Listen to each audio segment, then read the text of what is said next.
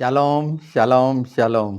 प्रभु यीशु मसीह नासरी के नाम में आज का ये खूबसूरत दिन, जिसमें निश्चित आज शलोम का गहरा अर्थ भी जानेंगे, पर उससे कहीं ज़्यादा जो उत्सुकता बनी हुई है 23 सितंबर के लिए, उसके रहस्य और भेद भी पहचानेंगे।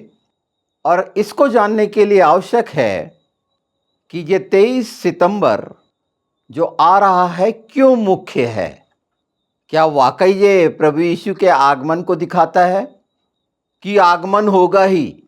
ये निकला कैसे? पवित्र आत्मा के द्वारा वचन की सच्चाई को आज आप जानिए, इस गहरे रहस्य को, और बहुत ध्यान से सुनिए, क्योंकि ये जान लेना जरूरी है। ये पहला महीना है यहूदियों के अनुसार, यहूदी परंपरा के अनुसार तीसरी कहलाता है।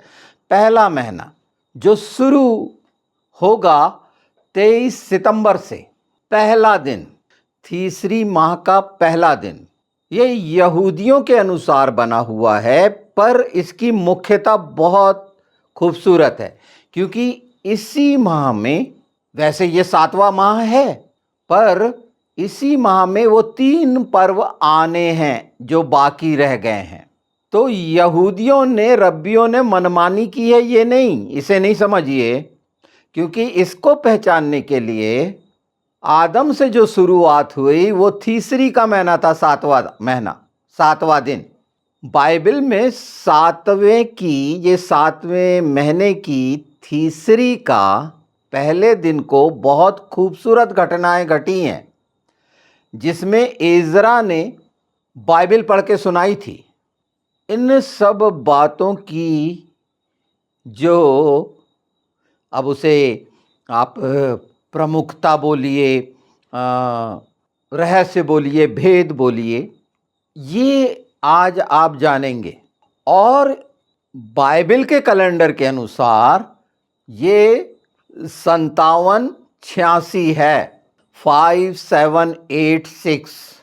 और ये असाधारण है। ये समय एक अंधकार का, दुष्टता के पूरे क्रोध के आक्रमण का, और दूसरा हिस्सा एलोहिम का। और ये हिब्रू में हम अंकों के आधार पर जानते हैं। 86 नंबर जो है एलोहिम को दिखाता है।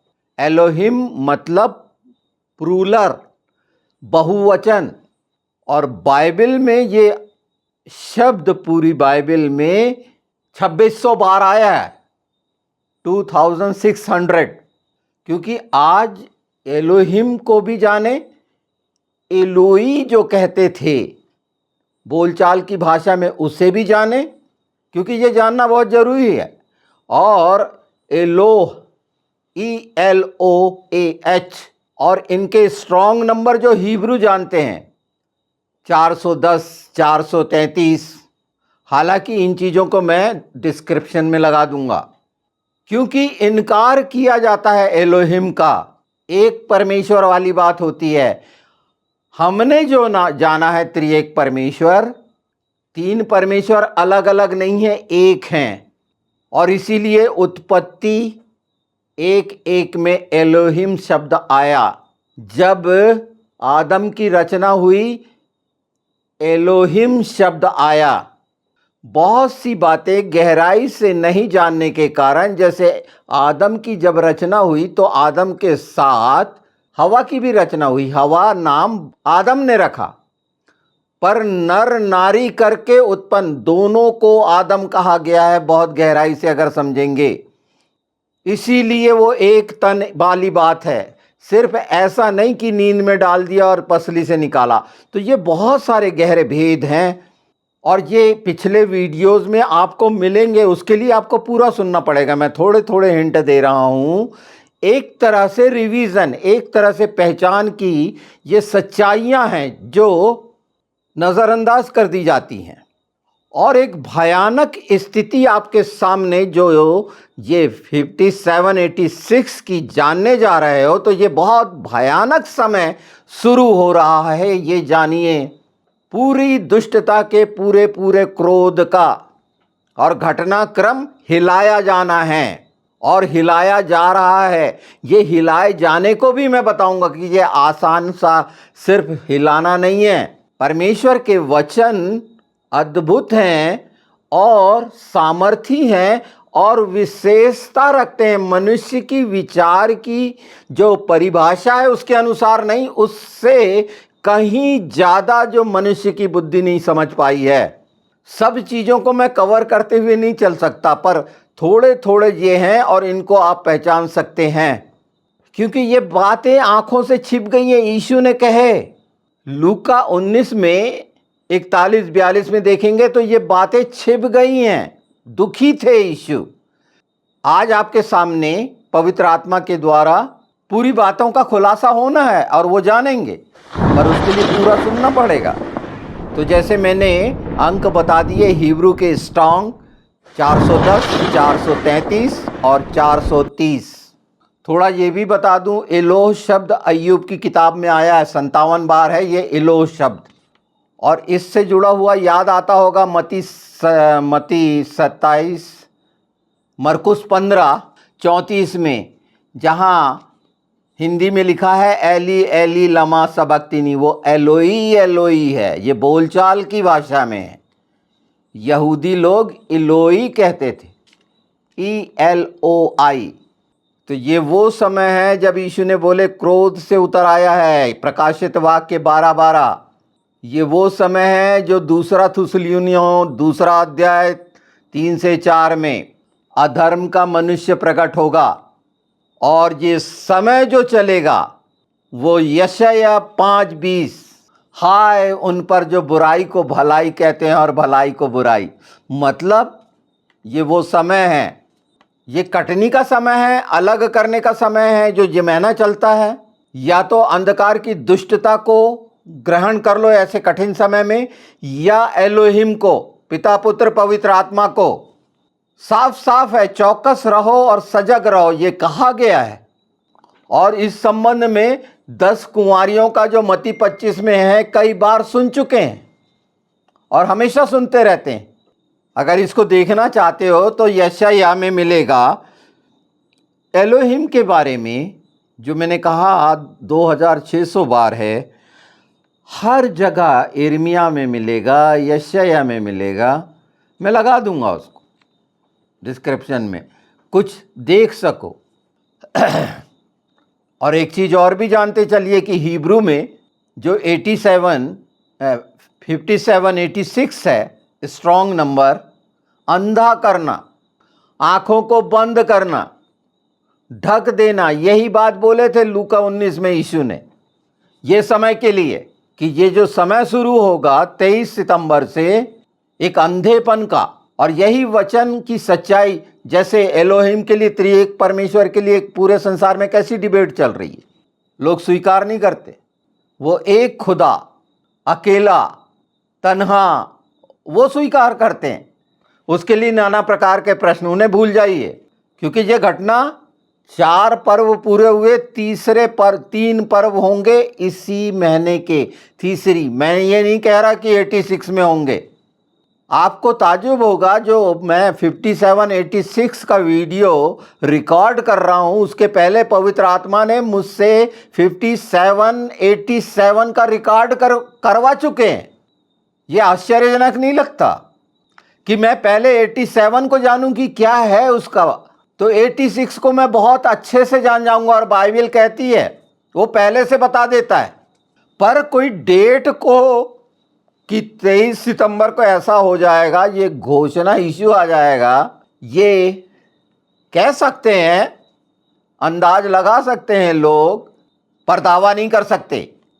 हम जो जान रहे हैं, समय को पहचान रहे हैं, तारीख को नहीं पहचान रहे। याद रखिए, समय को पहचानना, सजग होना, तैयार होने के लिए है, ना कि हमारा केंद्र 23 सितंबर है। परमेश्वर ने, मैं 23 के बारे में बताया है वो उसमें 5787 में, कि 23 का अर्थ क्या है। बहुत खूबसूरत अर्थ है उसका, जो आप भजन संहिता 23 में देखते हैं, गिनती 23 में देखते हैं, यिर्मयाह 23 में देखते हैं। और उसका पूरा पूरा मिलेगा। और विश्वास की मजबूती के लिए मिलेगा, ना कि डराने के लिए। ये जो हम जान रहे हैं ये हमारा युद्ध का समय है। ये रेफरेंस आपको मिलेंगे कि ये तैयारी का युद्ध के लिए, कि अंधकार का वो समय जो भयानक दिख रहा है और हिलाया जा रहा है पूरा मिडिल ईस्ट वगैरह सब, थर्ड टेम्पल के लिए इजराइल पूरा वो कर रहा है और वहां होना और भयानक स्थिति होनी है। इसके लिए वीडियो किया जा चुका है। तो 57 86 को समझते भी चलिए। 5 का जो अंक होता है अनुग्रह का होता है, हे खना बोलते हैं उसको। 7 जो अंक है पूर्णता का है, पूर्ण पूरा होना। 8 का अंक नई शुरुआत का होता है। और 6 का अंक जो मनुष्य का दिया गया है अधूरेपन का, मनुष्य की परीक्षा का। तो ये 6 का अंक जो वाव अक्षर से दिखाया जाता है, छठवां अक्षर हिब्रू में वाव है, उसको कील बोलते हैं, हुक बोलते हैं। क्रूस की कील याद आती है, जोड़ना, मेल मिलाप कराना। कील इतना साधारण शब्द है? बिल्कुल भी नहीं। अगर इसे देखना है तो अगर गिनती 25 में देखेंगे, गिनती 25 12 में, तो वाव लेटर टूटा हुआ है, ब्रेक है बीच से। और ये किस शब्द में है? शलोम में। शांति यीशु ने जो देके गया कंप्लीट, वो कितना गहरा है, जो टूट गया था। मनुष्य की आज्ञाकारिता के द्वारा शांति छिन गई थी। शांति में समानता और स्वरूप और भरपूर सब प्रकार की आशीष है और सब प्रकार का अनुग्रह निहित था। उसी को यीशु ने पूरा किया और अपनी शांति दे के गए हैं। ये शांति दिया जाना, वो कील की पहचान हमें कितनी अच्छे से होती है कि नहीं, उसके हाथों में पैरों में कील दिखाया उसने। किस लिए दिखाया? कि वचन की जो फुलफिलनेस है, शांति की, आशीषों की, अभिषेक की, वो सब बातें उसमें निहित हैं। तो छठवां अंक ये भी है, पर 86 एलोहिम है, पर परीक्षा का है, मनुष्य के लिए अधूरा। इसीलिए 666 आप सुनते हैं। पूर्णता के लिए 7वें दिन में प्रवेश आवश्यक है। सब्बत का दिन, विश्राम का दिन, पवित्र दिन। सब्बत मतलब 7वां दिन, पूर्णता का दिन, पूरा किया। सृष्टि रचना पूरी हुई ना, अब पूरा सर्कल होके फिर पूरा नया यरूशलेम, नया सब होना है। आग से पूरा पिघल जाना है, नया होना है ना, उतरेगी नई यरूशलेम। एक ने मेरे को कमेंट करा था यरूशलेम माता, पता नहीं कौन सी माता बना दिया। जहां मतलब निकलता है, पिता ने उपाय किया शालेम का, शलोम का उपाय यरू, ये 25-12 जो टूट गया था उसे पूरा किया। अगर ग्रीक में जाएंगे और इसी 86 को देखेंगे ग्रीक भाषा में, तो ये अधोलोक को दिखाता है। इसका अर्थ निकलता है मृत्यु का राज। हर एक शब्द कितने महत्वपूर्ण है बाइबल के, ये मेरी कल्पना के नहीं है, ये सच्चाई के हैं। इसीलिए इसे जान लें आराम से, और ये आनंदित होने के लिए हैं कि हम सजग हों, तैयार हों। वो सोती हुई कुंवारियां वाला नहीं हो कि वो 5 कुंवारी सो गई थीं, शोर हुआ तो जागी। और यीशु ने अपने वचन में जो बातें कही हैं वो बहुत साफ है।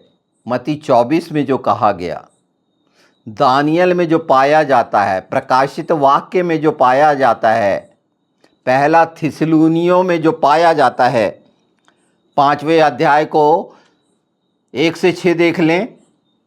ये खूबसूरत सच्चाइयाँ पवित्र आत्मा के द्वारा आपके सामने जो आ रही हैं, तो अपने आप को कठोर मत कर लेना। बाइबल में सबसे बड़ी चेतावनी है ऐसे बातों को, ऐसे वचन को जब ये हो सुनो उसको तो कठोर मत कर लेना।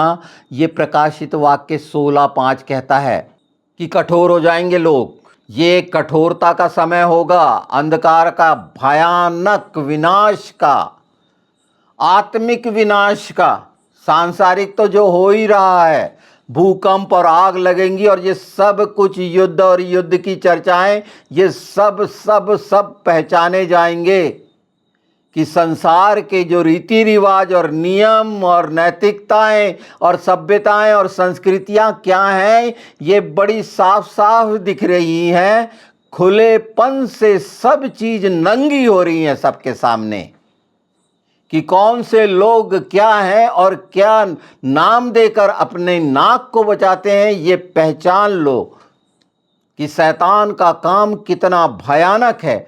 हम मसीहों के लिए पनाह हैं, एलोहिम, वो दृढ़ गढ़ चट्टान जो हमें सहारा देगी, अपने प्रकाश में रखेगी ऐसे समय में। पर संसार की तरफ अगर हम देखेंगे और इन सच्चाइयों को जब जान रहे हैं, तो इसीलिए जान रहे हैं, पवित्र आत्मा के द्वारा पहचान रहे हैं कि हर चीज को हम जाने पहचाने। तो ये जो समय शुरू होगा, भयानक अंधकार और दुष्टता की पूरी क्रूरता और क्रोध का समय होगा, क्योंकि उसको मालूम है कि उसका समय निकट आ गया है।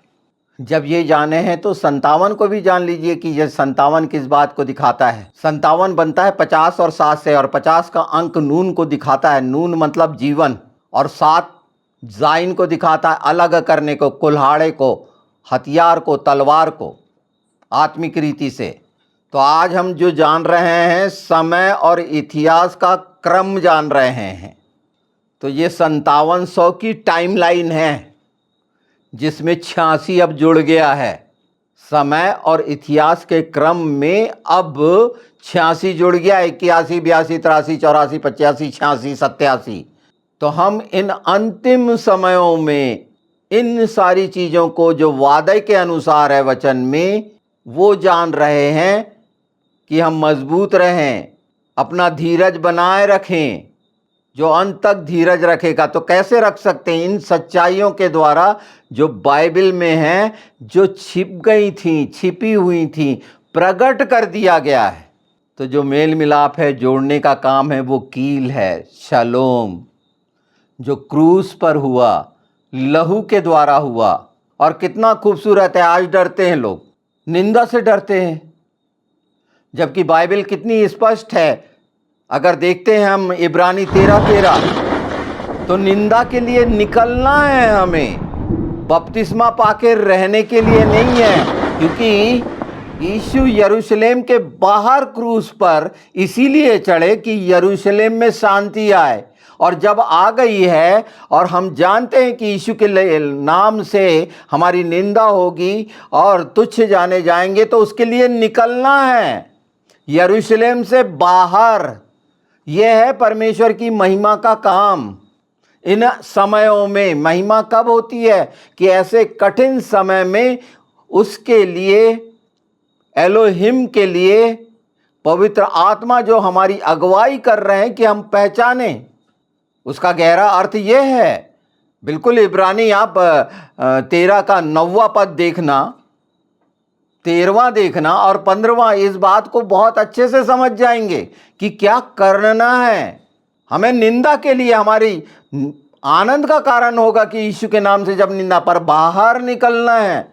यीशु बाहर बलिदान हुआ था। ये जो दुश्मनी हुई थी अनाज्ञाकारिता के कारण, इफिसियों 2:16, वो दुश्मनी खत्म हुई है। यही लिखा है इफिसियों 2:16 में। सांप का सिर कुचल दिया गया, खत्म कर दिया गया, वो हिस्सा खत्म कर दिया गया, और हमारे संबंध जुड़े पिता, पुत्र, पवित्र आत्मा से, जिसने मिलकर हमको बनाया था। वो सर्वशक्तिमान परमेश्वर, जिसे EL कहते हैं, एल। जहां भी लगता है, यहूदी क्यों नाम नहीं लेते? वो हाशेम कहते हैं। हमें तो नाम लेने का अधिकार दिया गया है। धन्य है जो यीशु याह के नाम से आता है। हम उसे पुकारते हैं, उसका नाम लेते हैं, क्योंकि वो नाम सबसे ऊपर बैठा दिया गया। आप ये भी जानते हैं, यहोवा जो योधे वावे है, उसका अंक 26 है। ये असाधारण है, ये कहानियां नहीं हैं। अगर इनसे जानना चाहेंगे तो पवित्र आत्मा इससे कहीं ज्यादा आपके सामने रखेंगे, जो मैं थोड़े से समय में नहीं बता सकता। तो वो जोड़ने वाला हमारा मसीह है, उद्धार करता है, एनॉइंटेड वन है, एक परफेक्ट मनुष्य और परफेक्ट परमेश्वर, हमारा मसीहा खुदा, जिसका नाम याशुआ है। ये सब चीजें क्रूस पर खत्म कर दी ना प्रभु यीशु ने। तो कलीसिया के लिए हमेशा संदेश में मत्ती 24 का उल्लेख होता है, ये बिल्कुल ध्यान में रखना चाहिए सतर्क करने के लिए। मत्ती 26:41 बिल्कुल नहीं भूलना चाहिए। इफिसियों 5:11 रहना ही चाहिए हमें, और इफिसियों 6 जो लैस होना ही है हमें हथियारों से, ये वो समय है। तो वचन हमारा आत्मिक हथियार है, सच्चाई हमारा आत्मिक हथियार है, जिससे हमको जब बोला गया है सच्चाई से तुम्हारी कमर कसी रहे, तो किस बात से कसी रहे? यही सच्चाइयों से। जैसे आज हम जान रहे हैं कि ये पहला महीना शुरू होगा, क्योंकि ये 7-7 के हैं। जैसे पहला महीना परमेश्वर ने जो ठहराया वो निशान है अबीब का, जिसमें 4 पर्व पूरे हुए। हमेशा ध्यान दिलाया कि याद रखो कि ये पहला महीने का ये दिन है, 10वें दिन ऐसा होगा, ये पहले महीने का पहला दिन और कई दिन। अभी हम उस पर मैंने पहले कर चुका है ये निशान महीने पे, पर आज हम एक नया आरंभ जो हो रहा है वो क्या प्रयोजन है उसको पहचाने और भय से मुक्त हों, क्योंकि यही 6 जो है हमारी परीक्षा का समय है। यीशु के अगर हम हैं तो हमें हमेशा याद रहेगा कि हमारा यीशु विजयी है और दुष्ट हारा हुआ है। ये बहुत भयानक तरीके से आप बुद्ध परिस्थिति देखेंगे, नास्तिकता देखेंगे, पिता पुत्र पवित्र आत्मा एलोहिम का इनकार देखेंगे। ये शब्द मैं बार बार इसीलिए बोल रहा हूँ, और ये वो नाम है। पूरा आत्मिक विद्रोह का समय है ये। और जो तीसरी का ये पहली तारीख होगी, ये रोश हासन्ना, पहला दिन किसी भी महीने का, जो 12 महीने हैं, इस बार तो 2 लीप ईयर हैं, अदार के 2 महीने हैं। तो ये हेड होते हैं, रोश मतलब हेड।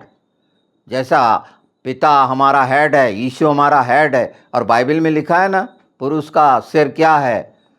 परमेश्वर ने इतनी खूबसूरती से सच्चाइयाँ हमारे सामने रखी हैं।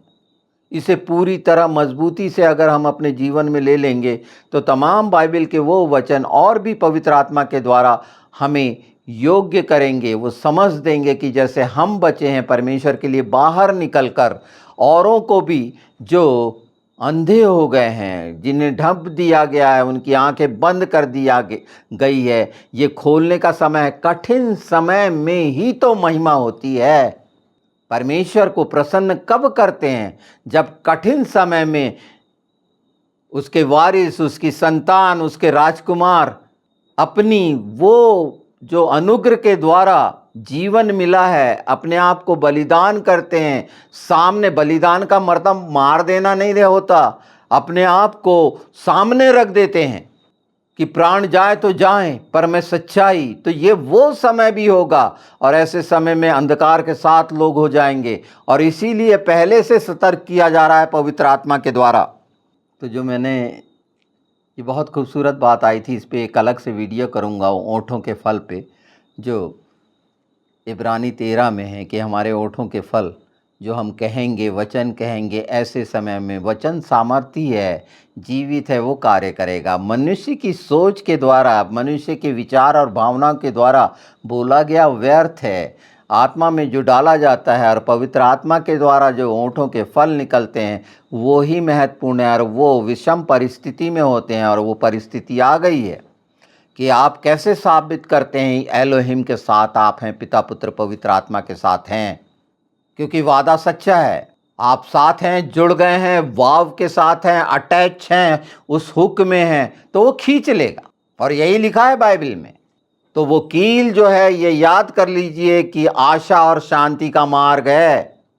ये शब्द शांति और हमारी यह आशा जीवित है, अनदेखी, याद आ रहा होगा, वस्तुओं का प्रमाण है। संसार और शरीर की दृष्टि से ये बहुत ही भयानक समय है।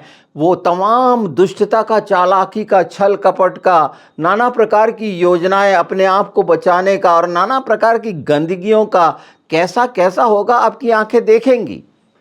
पर ये सच्चाइयाँ जानकर अब आप अपनी आत्मा को बचा सकते हैं, अनंत जीवन में प्रवेश पा सकते हैं। कोई भी मनुष्य किसी का भला नहीं कर सकता। वचन ही अनुग्रह के द्वारा देहधारी हुआ और वचन ही आत्मा को बचाएगा। एक बहुत छोटा सा हिस्सा मैंने 5786 का रखा है, पर पर्याप्त है इस सच्चाई को कि ये परमेश्वर ने रखा है। अब ऐसा भी मत सोच लीजिएगा कि ये यहूदी रीति रिवाज के अनुसार तीसरी है। तो परमेश्वर ने ये 4 महीने जो ये 3 पर्व रखें, इस महीने के रखें, और यहीं से पहचान होती है यीशु की पैदाइश की, जो लूका में है, जकरिया का जो बारी आई थी। अभी हम उस पे नहीं जा रहे हैं कि कब पैदा, ये हमारा विषय नहीं है। हमारे जीवन में तो जिस दिन हमने ग्रहण किया उसी दिन यीशु पैदा हो गया। वो तो 2000 साल पहले जब पुनरुत्थान हुआ और कहा पुनरुत्थान और जीवन मैं हूँ, सब मैं हूँ, मैं चरवाहा हूँ, तुम मेरी भेड़ हो, मैं दरवाजा हूँ, मार्ग सत्य और जीवन मैं ही हूँ। लोग भ्रम में हैं। हम बपतिस्मा किस बात का पाए हैं? मत्ती 28 में पिता पुत्र पवित्र आत्मा के नाम पर पाए हैं कि नामों पर पाए हैं। शैतान और दुष्ट के साथी के लिए ये शब्द आपके सामने रख रहा हूं कि कितना फर्क है बहुवचन में और एक वचन में। इसलिए एलोहिम जो बहुवचन है, इसे जान लेना, समझ लेना कि दुष्ट के सामने जवाब दे सको, क्योंकि यह समय में आपको बहस का विषय मिलेगा। ये तो अंत में मैं कहता चलूं जो जकरिया 12:2 में कहा गया है, या तो लड़खड़ाना, हिलना, असंतुलित होना, डगमगाना, इसको मैं इसके दूसरे भाग में पूरा करूंगा, क्योंकि ये जानना भी ज़रूरी है कि कैसे कैसे लोग लड़खड़ाएंगे, हिलाए जाएंगी सारी चीज़ें, कैसे कैसे डगमगाएंगे। तो ये लड़खड़ाना, डगमगाना चक्कर खाना है, मतवाला होना है। कैसे कह सकते हैं? बाइबल में पाया जाता है। अर्थ ये निकलता है उलझन में पड़ना, दिशा खो देना। एक नशेड़ी व्यक्ति की तस्वीर समझ लो, कैसे वो हिलता जुलता, कैसा क्या उसको, वो स्थिति है, ये वो स्थिति रहेगी। तो जो प्याले का उल्लेख आया है ना, और लड़खड़ाने का बाइबल में ये पाया जाता है। जो प्रकाशित वाक्य 51:17 पढ़ के सुना देता हूँ। हे यरूशलेम, जाग उठ, खड़ी हो जा, तूने यहोवा के हाथ से उसकी जलजलाहट के कटोरे में से पिया है। तूने कटोरे का लड़खड़ा देने वाला मद पूरा पूरा पी लिया है। ये दोनों चीज़ें साथ साथ चलेंगी। तो ये प्याला, कटोरा, प्याला, उड़ेला जाना, ये सब जान लीजिए। लड़खड़ाने के लिए दुष्ट तो वो तो लड़खड़ाए, पर उसकी कारगुजारी से हम न लड़खड़ाएं। ये विरोध में जो खड़े होंगे उनके लिए ये प्याला है, कटोरा है। और इज़राइल को वो प्याला बनाएगा, कटोरा बनाएगा। मैं बार बार कहता हूँ वो भौतिक इज़राइल है, और जो प्रभु यीशु में नई सृष्टि हैं, उसके राजकुमार हैं, वो आत्मिक राजकुमार हैं। ये फ़र्क है। पर हम यहूदी हैं। अब यहूदी से भी तकलीफ़ होने लगेगी। मैं हिब्रू के हिसाब से बोल रहा हूँ, आराधना करने वाला, स्तुति करने वाला। हम यहूदी जात नहीं हैं, हम परमेश्वर की जात हैं। उसका धर्म है, उसकी धार्मिकता में है। तो इन चीज़ों से निकलिए, ये लड़खड़ाने वाली, बहकाने वाली, ये छोटी छोटी। और इसीलिए ये मैं बोल रहा हूँ कि अंत में ये कहा गया है कि इस तरह से एक दूसरे को शांति दिया करो। और इसीलिए शलोम की वास्तविकता बार बार बता रहा हूँ कि ये जब हम किसी को बोलते हैं तो उसके लिए आशीष चाहते हैं। जय मसीह की बोलो, प्रेज द लॉर्ड बोलो, जो बोलना है बोलो, पर ये सच्चाई को जानकर अपने ओंठों का फल परमेश्वर के लोगों के लिए निकालो, आशीष का। जब ये कह दिया गया कि अपने दुश्मन के लिए आशीष मांग, तो उसके सिर पर अंगारे रखेगा, अर्थात तो उसको बचा लेगा, उसकी आत्मा को बचा लेगा। तो जब हम मसीह में भाई बहन हैं तो हमारे ओठों के फल क्या होने चाहिए कि दुष्टता को जानो और पहचानो, और सलोम को पहचानो कि दुष्टता के कारण वो टूट गया था, अलग हो गया, वो क्रूस के द्वारा जुड़ गया है। तो उसकी बड़ाई करें, अर्थात मेल मिलाप में रहें, एक साथ रहें, उसकी देह बन जाए, मजबूत जोड़ के साथ खड़े हों। ऐसे समय में आत्मा में चाहे यीशु के नाम में मांगे, मांगना ये है। और अगर स्वर्ग से कुछ खोलना चाहते हो तो इन सच्चाइयों को खोलो कि किस रीति से दुष्टता का खुल्लम खुल्ला मजाक उड़ा सकते हो। एक छोटे सी जंजीर से वो दुष्ट को बांध के कैसे अधोलोक में डाल सकते हो। जब ये छोटा सा स्वर्गदूत करेगा, जो प्रकाशित वाक्य में लिखा है, तो जो मसीह के हैं उनके लिए तो यीशु ने सब कह दिया, और सब अधीनता में जिसके है, और वो नाम जो सबसे प्रमुख है, और हम विश्वास करने वालों के लिए क्या इन सब को बांध के उस अधोलोक में नहीं डालना चाहिए? मांगो ना, मांगते हो तो प्रतीति करो और स्वर्ग से वो पूरा होगा। और यही वो सच्चाई है आत्मिक, और यही वो फल है जो स्वर्ग में आपको मिलेगा।